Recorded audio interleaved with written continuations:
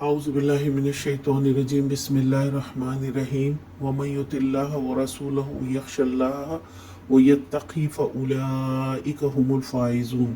اور کامیاب وہی ہیں جو اللہ اور رسول صلی اللہ علیہ وسلم کی فرما برداری کریں اور اللہ سے ڈریں اور اس کی نافرمانی سے بچیں۔ اللہ اور اس کے رسول صلی اللہ علیہ وسلم کی اطاعت میں کوئی حیل و حجت نہ ہو، بس سمعنا و اطعنا۔ اور مزید اس آیت میں اللہ تعالیٰ نے تقوی اختیار کرنے کا حکم دیا ہے۔ اللہ تعالیٰ کی بڑائی دیکھ کر انسان پر ہیبت طاری ہو جائے اور اس کی عظمت اور مہربانی دیکھ کر محبت پیدا ہو۔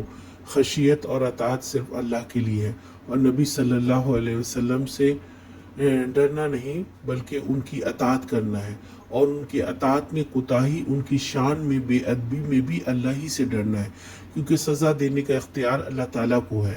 اللہ سے ڈرنا اور محبت بھی یہ کب ہوگا؟ جب ہم اس کو اچھی طرح جان لیں، مان لیں، اس کی ذات میں کسی کو شریک نہ کریں، اس کی بڑائی عظمت کا اعتراف کریں، اس کے ذکر و شکر سے زبان تر رہے، اس کی یاد میں جاگیں، اس کی یاد میں سوئیں، ہمارا ہر لمحہ اس کی یاد میں گزرے۔